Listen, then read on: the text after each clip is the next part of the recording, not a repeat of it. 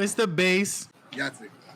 Yo, speaking of U-Goboy, video shoot yesterday, bro. Yes, Yahtzee. How was it? This was so your guy A1, when he's just on his own, he's hyper efficient.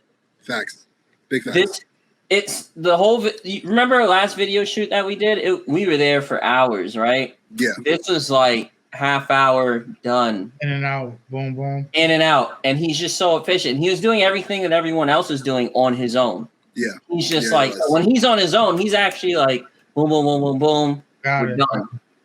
Oh, okay. Yeah. Interesting. Yeah. A1 with the juice, baby. Yo. A1 with the juice, Minute Man with the sauce. Nah, dog, A1's the GOAT, bro. He is. This is the 4th time I've worked with him. Every single time, it's like he takes my song and he makes a movie out of the song. As crazy as it is. Like I throw out some ideas of like specific things I want in it. Mm-hmm. Other than that, I just step back and just let him just do his thing. He's so freaking good. Real quick before y'all talk about the actual shit, that NASA jacket was fuego, bro. Oh, thank you. That shit was so dope. I was like, nah. I started looking it up. I was like, I'm gonna get myself one of every. Yo, so okay, so that's I didn't see it. Yo, and he had the gloves on. He looked like a Streets of Rage like bad guy. Like, he's gonna fuck me up. Like he had the gloves on and the hat. No, I was straight from the Warriors. Oh, are you ready? Yeah, Ugo, you should do a Streets of Rage themed video, bro. Yeah. So when the budget gets bigger, when the budget gets bigger, I've always wanted to do like that would be dope. Like a movie, video? like an actual, like on some thriller shit. We just fucking people up with the health bars and all that. Like 16-bit, like 16-bit. You need an animator. But yeah, animated. I do. Dan DeCarlo got me. Dan DeCarlo got me. He'll do it. He'll do it easily. Man, we gotta cut that. Baby. We gotta cut that. I steal the idea because that's fire. The video was flames. Boy held it down. He came with the right energy this time. It's funny because I Might Snap, he was there and doing all the behind the scenes shooting. And before the video even started, he goes up to Eddie and he's just like, "All right, man, I need you to get your shit together before we even start filming." Yo, like I saw the last video. Yo, when you're playing Call of Duty and it's like a cut scene before the mission, and then you have like the sergeant telling you some shit like you don't give a fuck. You're looking at all the shit, but they're saying like, "Yo, this mission, don't fuck it up." Like, yo, this is for all the marbles. Like, is that type of shit? It was that type of shit, man. But the video came out great. What I was gonna say about that NASA jacket, it's a series. So there's a black one. I wore that in Jonah the Great. I'm gonna wear that one again. That's probably my favorite. There's a navy blue one. I rocked that for Juice versus Sauce. Edwin was there for that. And this gray one, I just had to wear it, but there's red. There's a lot of red on the jacket, including the NASA. So that's why I went with this dope. Shout out to BioFamous. They made this hat for me. There was a "Stop Killing Our Kids" message hat that they had that they gave me. So I was like, yo, I gotta rock a lot of red in it, and I had the Amsterdam shades. They were red. I had some red and white Jordans on, and there was red lights coming from the outside of the window that A1 was controlling on his phone.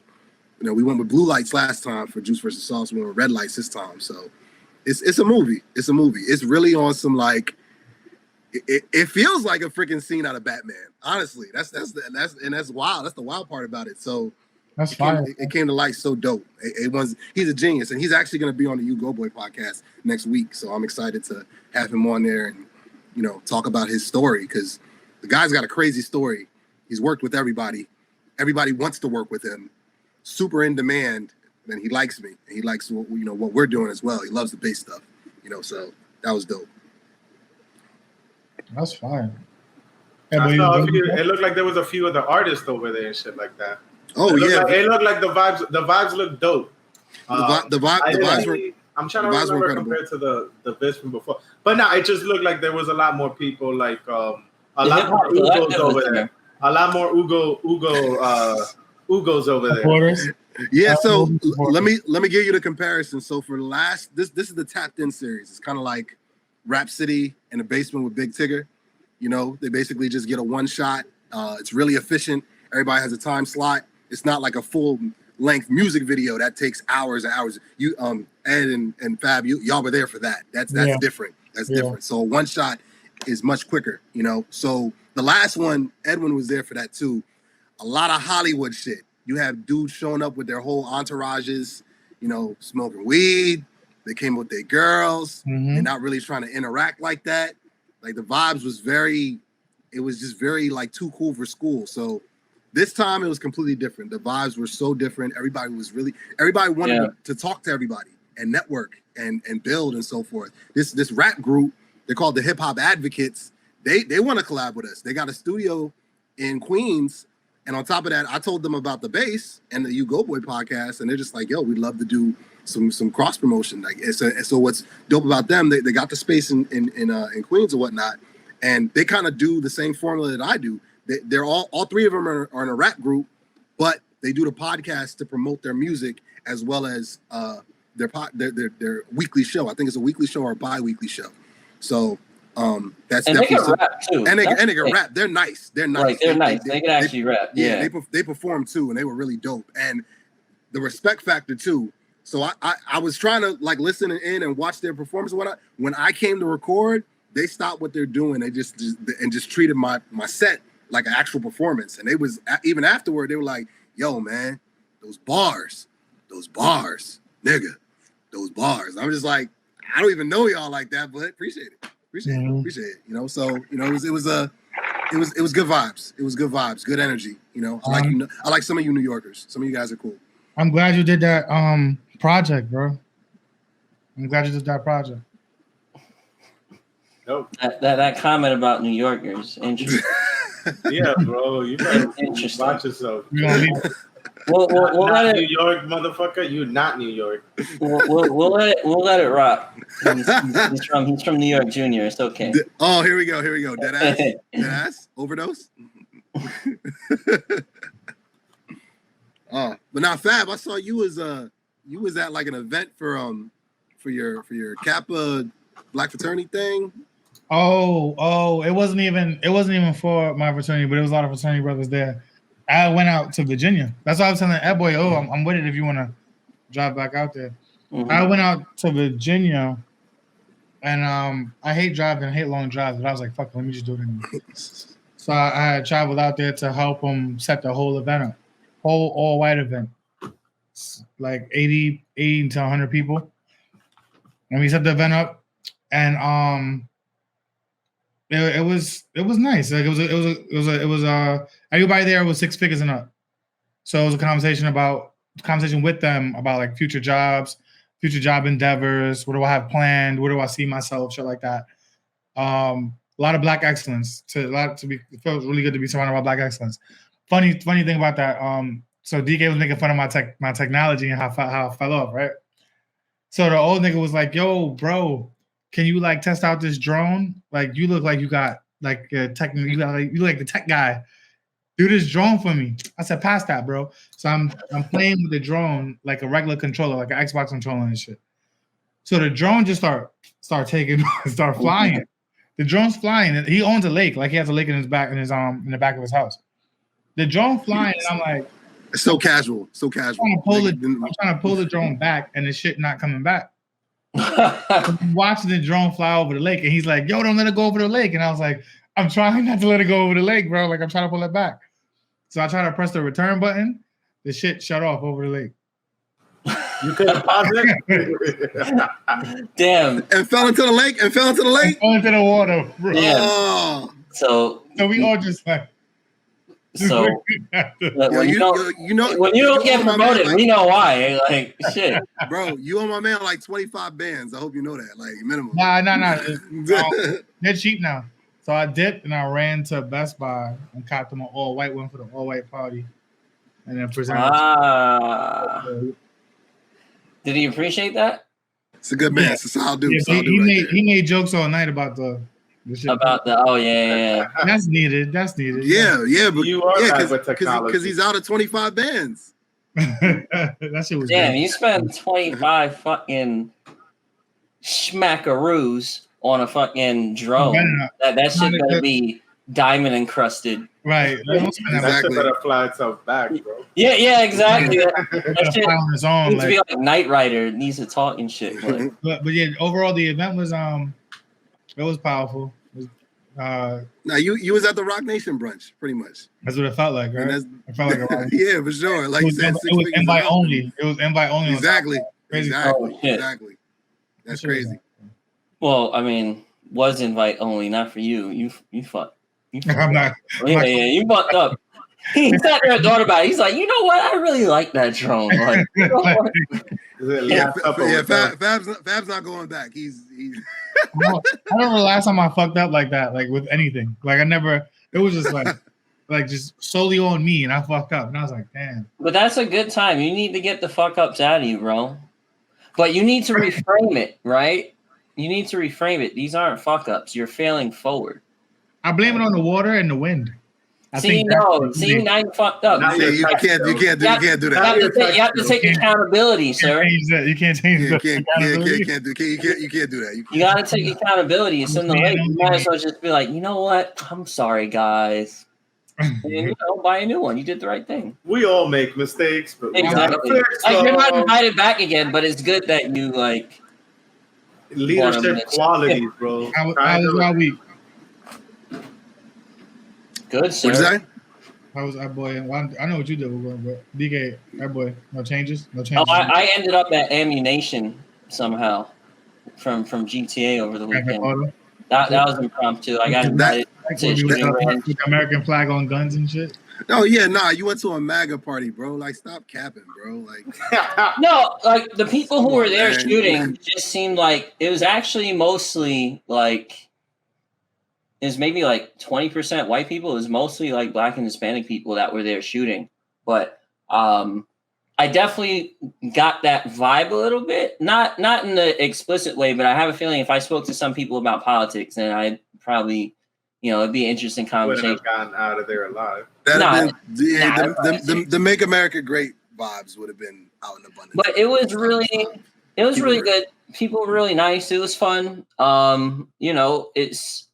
It's one of those things that as a New Yorker, most New Yorkers, unless you're on the other side of the law, you're not, even them, they're not really, people aren't really familiar with like how to use a gun, how to, just how to use it. It's such a fundamental part of like American life for most I won't say most Americans, but for a large number of Americans. So it's just very interesting coming into a place where this is kind of like the norm. And for me, like I've shot before, but it's still kind of like, I don't do it often. So it was interesting just like getting familiarized, and it was fun. It's just fun, like aiming at stuff and shooting stuff. So that was pretty interesting. Did you buy a gun?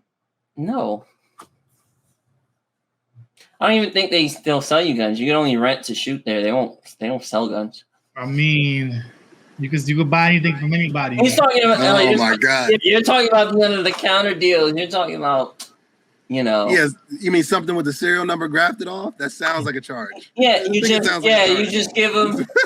You just give them an envelope. They just look at it and they're just like, "What would you like, sir?" I've seen enough episodes of The Sopranos to know how this goes. The Wire. It was in Jersey. Yeah. What'll probably happen is that they'll take the envelope, they'll wait for a minute, and then you'll see cops come out of nowhere. That's probably what's gonna happen. That was also an episode of Sopranos. So there you go. There you have it. But yeah, it was in Jersey. It was cool. It was fun, and it is something I would definitely do again. So you're saying you'll move to Jersey? Absolutely not. Whoa. Oh God! Move to Jersey for what? Right. Yo, what's that meme from the chat? When I show so quick story. The meme of this guy, which is the best meme I think ever created, is him on the couch. It was actually after we did the steakhouse, Amber Steakhouse. Fab, you had left. DK, you had left. Well, DK, I think you left first. I was playing Edwin some UK drill, but Drake has been doing a lot of UK drill like over the past few years here and there. because that's the next thing he wants to culture appropriate. So I played him like 2 or 3 Drake UK drill songs like back to back to back. I didn't even get halfway into the second one, and he just looks up and just like, yo, can you stop that, bro? Like, it was so bad, bro. It was like, it was like, because sometimes something is so bad it's funny, but this was past that point. Like, it wasn't even funny. It was just really bad. It was just bad. Like, the production was amazing. The video was kind of cool, but just hearing him, it was just bad, bro. Drake is good at everything, bro. I'm pretty sure it was good. I'm pretty sure it was fire. Oh, it was fire. No, it was fire. Sure it was fire. You already know what I think. It was fire. You know it was fire. DK, what you end up doing? He's prejudiced, bro. Oh yes, I am prejudiced. Nah, just I went to Shelter Island. Just did. You went to a shop? Shelter Island. Just. It sounds rich. It sounds like 6 figures. It's in Long That's Island. literally the rich island, Shelter Island. Like, was there a winery? Was there a winery on the boat? Was there a vineyard on the boat? Like an actual vineyard was on the boat on the way there. There was a boat. There was a boat that would take your car to the island. See, so I keep telling y'all, DK is in a different. He's in a different crowd. You know, we have to respect it. We really have to respect it. We acknowledge it. Yeah, he makes a little money now on Shelter Island. Like, okay. Fucking jump me, bro, and find out I have no money. Don't set me up and shit. I have nothing. And now, bro, he got a real paycheck. No more McDonald's. Yeah, fuck McDonald's. He gets paid in Bitcoin. He gets paid. No. I have a future. I'm not. Everything's honestly. I think I'm at a point in my life where everything's kind of boring right now, at least for like the time being. Just kind of like building and working. I'll spice your life up. But we'll see. I sounded kind of sus, so I gotta throw a flag on that. Hey, life is really good right now, and I can't complain about that. Even though I don't have much like random shit to share, like life is really, really good right now. Yeah, I understand. I like. So it's funny the way you framed it before. It was like, you know, life is boring. It almost sounded like things are going so well that like you want a little spice. You fuck it up. As he drinks a Presidente. Do I look self-destructive, bro? Get the fuck out of here. Don't ask questions like that. No, let me jump in real quick. We know you're not, but don't ask questions. He said that, and then he sipped his Presidente like a true Dominican. Put it back down. It was like, you know what? My life's not. You know, it's whatever. Nah, bro. Life is like compared even to last year because I had a different job, bro. Like just like. It's like all that hard work, all that struggling, bro. It finally paid off at some point, even though it took that fucking long. And now, you know, just enjoying the fruits of my labor, just trying to like enjoy this and like make moves, you know, for prepare for next moves. But like, I don't know, I just feel very lucky, man. Like, bro, this is the first time in my life where I haven't lived paycheck to paycheck. You know what I mean? Like, it's such a different mindset, bro. Like I've always felt like I've made it. I felt like I've been, you know, I guess paycheck to paycheck, I think is all I have to say. This is like, you know, now I'm in a much better position. You know, I'm talking to other engineers and I find out that, you know, there's still more to be made. Like I'm not nowhere near the cap. So I'm just like, I'm grateful for everything. And you can still get more. Is what like, so it's just facts, like, you know, it's finally paying off and, you know, I'm grateful for this and I just gotta play it safe, gotta, you know, do the things that build the foundation that I think I need to build, you know, to make other moves and shit like that. Damn. Must be nice. Those vineyards on boats. Damn. Bro, and nice, you got the 100,000 views, and I'm like, yo, we're almost there. Y'all get it. Get more, motherfucker. Wow, everything feels really good. That's so funny. He was like, U-Go's video got 100,000 views. We're almost there. We're almost there. We're almost there. For starters, on TikTok as a whole, the U-Goboy podcast hit 100,000. Not 100,000. 100,000. Humble brag, humble flex. It's so cool. But I mean, The beauty. I'm glad you mentioned that, DK, because that's that. I was talking to another content creator about this like recently. How you get to a point where you realize this is the analogy. This is a great analogy. I was thinking about the other day. There's two types of there's two types of mountain climbers, right? There's one mountain climber who does this shit. All he does is climb mountains. He's nice as shit at it, and he looks regular. Like obviously you gotta be in shape to do it. Good cardio, good muscles, yada yada yada. But he looks kind of regular. You know what I mean? But he climbs mountains all the time. Mm-hmm. You got another mountain climber who fucking looks like The Rock. He's jacked. All he does is work out. He's no days off, leg day, never misses a beat. But he only actually climbs like one mountain every 3 or 5 years and then posts and brags about like, hey, just did Kilimanjaro 3 years ago, about to do another one. You know what I mean? The difference is the mindset, and DK alluded to that. Like the one dude, the reason why he keeps climbing more is not because he's stronger than the other dude. It's because he doesn't look at the mountain like 500 feet in the air. He's like, I bet.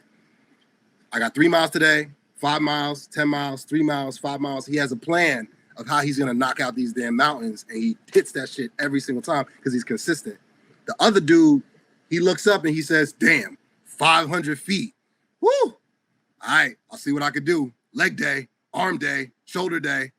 You know what I mean? And that's the difference between content creators, engineers, anybody who's trying to get anything off. It's the mindset. If you're looking for like results like right now, if you're looking like, yo, damn, this is gonna take me 10 years to do, or shit, this is gonna take me 5 years to do, or shit, like I need to make $1 million like tomorrow. You're never gonna reach that shit because you're looking at immediate gratification instead of the grind, like the meticulous grind of like step by step, not skipping steps. Good and habits. I know it, and exactly good habits. And I know with DK, like he's been grinding at this engineer shit since I met him. You know what I mean? We met in school with our respective grinds. That's how we met. I met him. He was an engineering major, complaining about exams and projects and all that crazy shit. And I met him while I was doing comm classes, figuring out how to be a journalist. And we're all here now in our respective fields and whatnot, thriving because we didn't skip steps. Did it take us a minute? Yeah, but we got there. That's the one thing, bro. I think about like when we were in college, I didn't think it would take me this long to get like where, I guess where I'm at, even like monetarily, financially, right? Like I thought I would hit the 6-figure mark, like in my 20s. And bro, I hit it when I was 33. You know what I mean? Allegedly. He didn't get vineyard money. But even like he was 33. Like hitting the senior title, even though I think I'm more qualified than that, like finally hitting that senior title, hitting the money title, getting over that imposter syndrome thing, bro. Like it wasn't until I was surrounded by like a jury of my peers, like other people that do data engineering, where I was like, oh shit, I actually I do know what I'm doing, and I'm learning from them. And they're confirming, what I know. And like, it's just like, I'm not the only expert, like, in my circle now. Now I just have like an entire company of like, everybody doing this specific discipline. And it's just very like enlightening and shit like that, It's just That's like, I'm just glad that I got here sooner than later. Cause it's just like, bro, there's people, that do this and they never get there for whatever reason. So I'm just like, yo, thank the fucking gods that it wasn't another fucking 10 years, No, I'll tell you why the biggest reason is niggas can't start. Starting is harder than actually doing. And that's facts. That's with anything. With anything. Yes, it is. 100%. You know how many people want to do something, want to switch a job. And they don't even. And they talk themselves out of it, or their environment talks them out of it. And they're just like, damn, well, I wanted to. You don't want to start, yeah. Yeah, but shit, I just talked to my mans, or I just talked to my wife, or I just talked to my parents, or I just talked to my siblings, or I just talked to my peoples, and they're just like, nah, man, forget about that shit. You ain't gonna make that. And they buy into it. So, bro, I was watching a Steve Harvey clip on Instagram, and he was like speaking at some convention recently. He was like, starting is the hardest step. You know what I mean? Like, it took courage for all of us to start in our respective fields. see what I'm saying? Some of us lucked into it. Others kind of just jumped right into it because we just made up our minds. But how many cats that we know personally didn't start? That you know that they could have thrived, but they just didn't start. That is true. A lot of people have an aversion to risk and failure, even if they're currently failing. I think, you know, I think there's the other extreme too, where you just want to constantly try new shit and never get anything done. So I think there's a balance.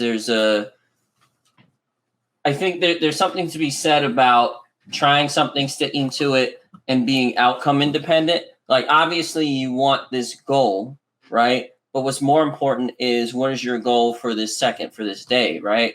Like, it doesn't matter if you want to do, you know, get this job. Your task for the day is to, you know, write your resume, or figure out how to write a resume, or, you know, learn this skill, or read this thing. Like, that's your goal. And if you can do that for the day, you know, and if you do it consistently, I mean, you'll get somewhere, regardless of whether you end up where you think you will, or, you know, or what you intended to. You'll end up somewhere better. And I know a lot of people who I think are probably smarter, more capable than myself, are very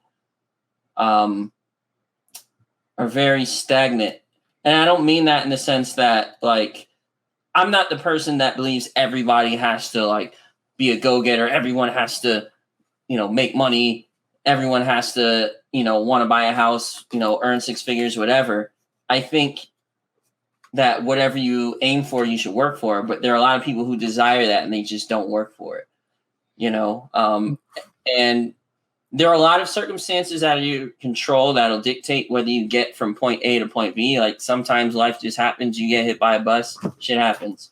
But the work is something that you can control. You know, your mindset is something that you can control. So I wholly agree that if you want to do something, just do it and just try it. And one thing that I've done is just reach out to people who are already doing it.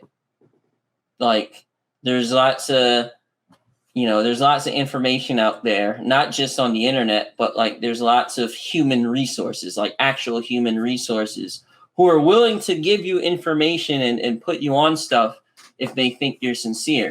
You know, work for me, and I don't even think it's hard. It's not difficult. You just got to do it. Work for me too. Facts. Got to do it. So there's this, what you guys are speaking to is this part of the brain called the prefrontal cortex, right? Which is like the front of the brain. It's basically how you make your decisions and stuff like that, right? So there are these things called executive functioning skills, right? And within these executive functioning skills are what you're describing as task initiation, right? Getting up and starting something, and then goal-directed persistence, pursuing and persisting even though you don't want to do it. You're going to wake up, get this done. You're going to go to sleep, eat, like you're going to continue to do it even though you don't want to.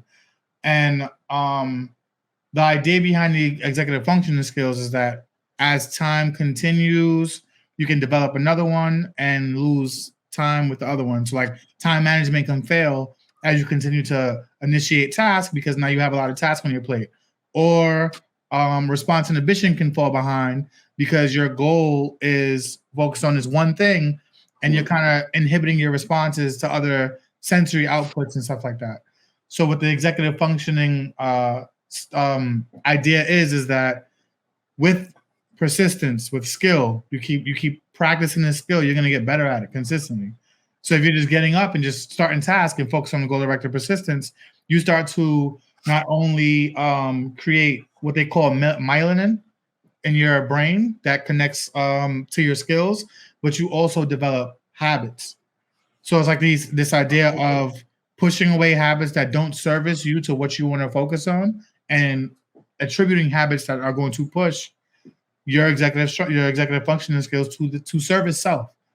And a lot of people really don't think about what services self, and they only focus on these habits that don't service themselves. Negative self-talk, narratives that tell you, oh, I can't do it, oh, I won't do it. Various conversations with like just dialogue within self. of saying shit like, "Yo, honestly, I ain't gonna be able to do that," or "Man, I don't think I'm gonna push through." And it's just this. To your point, Ed Boy, I wouldn't say it's not difficult. I think the work really starts with the narrative of self, like just telling yourself, like, "Yo, I can do that shit, bro," or just getting cocky. Get cocky until you fail. Layers, bro. Layers.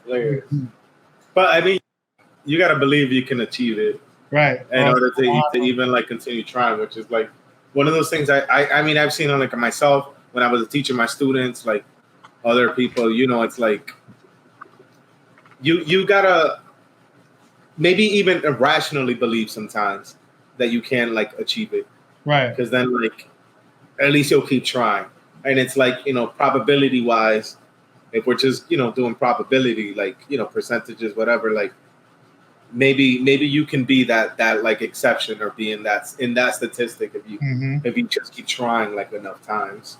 Like Kanye don't give a fuck. He just go and do it. Oh, facts.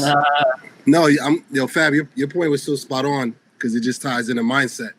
Like, I like how you broke down like the scientific aspect, the biological aspect of it, but it still ties back to that. And I was talking about this with A1 after the shoot, and I'm definitely gonna talk with him, you know, on the upcoming interview with him. Just mindset is just so important with anything you want to do, and when you have enough self-awareness to know when your mind's not right, and have the courage to take a step back and make some changes to facilitate growth and facilitate workflow and efficiency and everything you need to conquer whatever, you know, demons that are stifling your growth or stifling whatever you're trying to do. That's the best thing. You know what I mean? Like when I turned 31, I just left the country. Like I've mentioned on the show a bunch of times. I pulled a Chappelle. I just dipped. I went to Amsterdam and I was for like 5 days and just left. And when I came back, I realized I had to make a lot of changes, and I did. And everything thrived after that. From like really 2019 on, everything changed. And not too long after that, DK reached out to me and was like, "Yo, you trying to join the base? Like, we had you on as guest, trying me on here." I'm like, "Hell yeah, absolutely." And from there, you know, started my own endeavors. So mindset is so important. It's so key. And, you know, if anybody takes anything from this episode, it starts there. You know, it starts obviously with starting, which is the hardest part. But if you don't have a clean mindset, it's going to be very hard to accomplish anything, however small, however big. You know, so it starts there. I don't even want to shift to what we was going to talk about because he's so pop. You read one Tony Robbins book in this, it's over, bro. Like, save it for next episode. Save it for next episode. Nah, we live in the good life. Yeah, man. Well, we can't save it for next episode. She's gonna be there for 9 years anyway. So.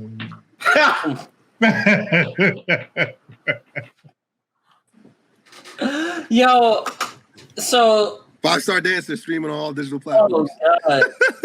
Bruce Wayne streaming on all digital platforms. I saw a meme where they were like, Putin's demanding a first edition Charizard. Hey yo, Byron, take me out to dinner. Oh man. No, that's fucked up. I mean, the fact that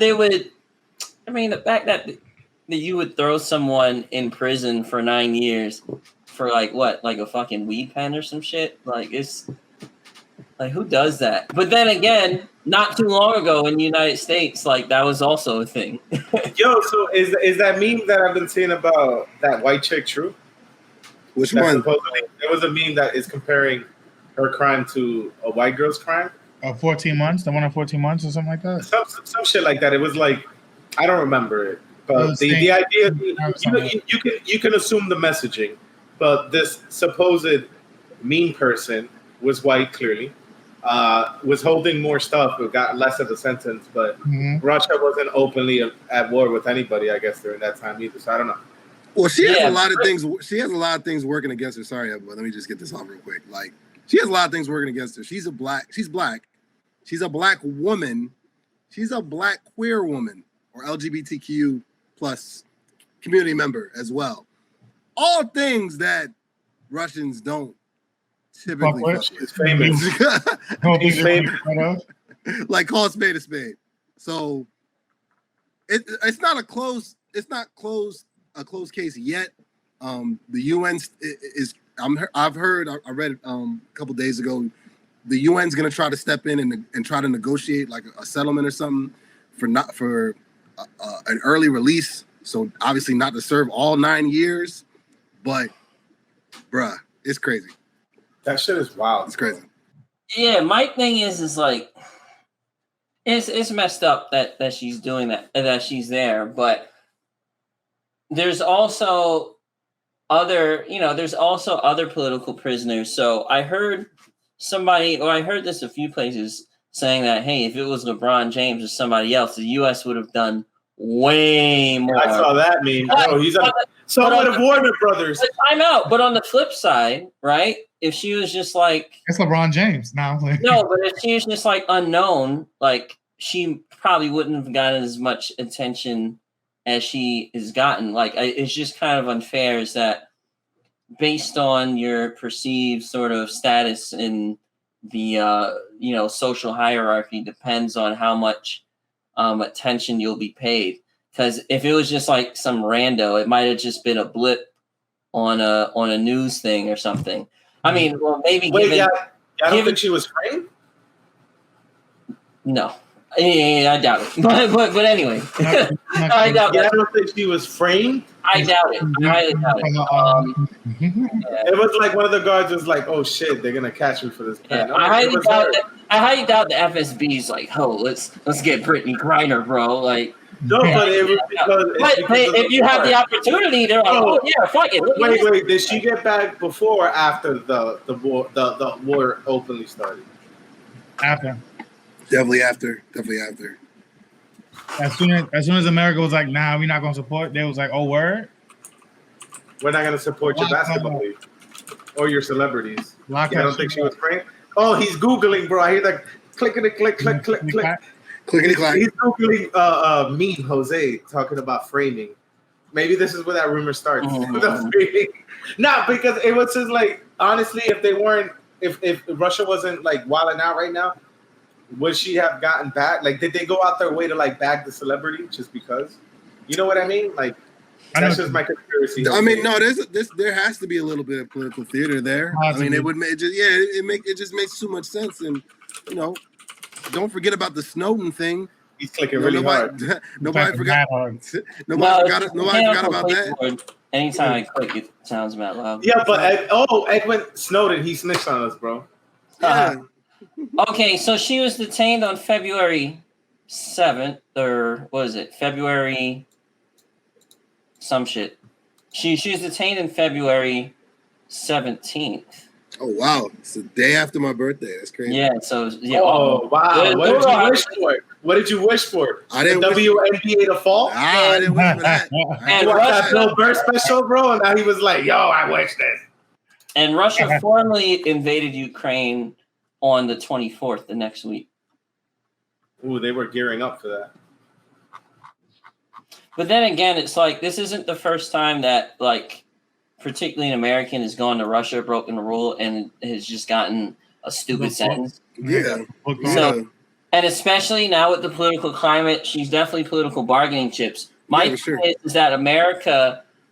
It was her and I believe the teacher that's been being detained for how many years? Mm-hmm. They wanted to trade her for like one of the largest weapons trafficker that they have detained in the United States, and I was like, I don't know, bro. Like, do you really want to let him go? Like, what did this teacher get back for, sir?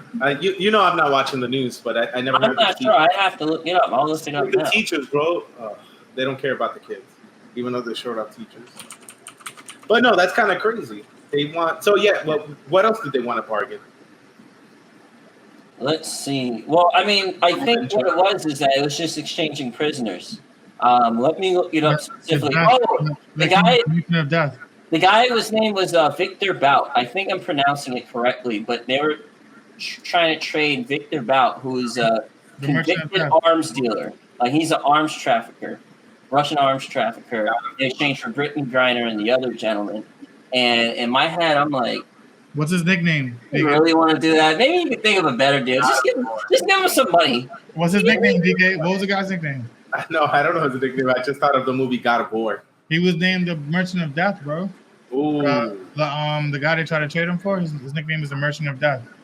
Whoa, yo, bro, that shit sounds like a maybe we should stay locked up. We should come up with another plan. Yeah. He sounds like a wrestler. He really does. We don't have any Russian celebrities over here? Or oligarchs? I don't think so. No, that shit is wild though. But like, we don't have no celebrity. No, that shit is wild, and I do think about that. Like, if she wasn't a celebrity, would anybody really be caring right now? Because I didn't hear about this teacher till like right now. It wasn't even a meme. Yeah, well, that's it. I don't know. It's just something to think about. It was like, on any extreme. Like, of course, if it was LeBron James, like we would be like, all right, bro, how much money you want? What do we need to do? Enough, bro. No, but not for nothing, bro. If it was LeBron James, it would be way different. America wouldn't just be pressuring them; they'd be getting pressure from like the whole internet. Warner Brothers, bro. China, bro. Warner Brothers just released them on the multiverses game. Yo, they're mad invested in it. A lot of people be going crazy. So with China's mad invested in basketball. A lot of people are invested on LeBron James. Russia would be like you're shooting Space Jam 3 in Russia. In the gulag. They make them do like a Russian version of Space Jam, but in Siberia. Exactly, and you have to lose to Russia. And this one, the Monstars win. Exactly, the Monstars are Russian, and they have to win at the end. The Monstars win. Oh my God, we're getting canceled. The Russian Monstars win at the end. That's negotiated in the trade-off. So, y'all are stupid, bro. Oh man, but the whole situation's messed up. The idea that someone could be locked up over fucking weed is the dumbest shit ever. But here we are. That's the base. Bruce Wayne money now streaming on all digital platforms. Yeah, old girl, I love the way she do it. She get low like it's nothing really to it. She pick it up and she spin it back around and she get it from my mama. Damn, I knew it. Enzoku. Nice job, boy. Ibu Kwenu, yeah, that's true. She move her hips so proper. Yeah, and she look like Rihanna.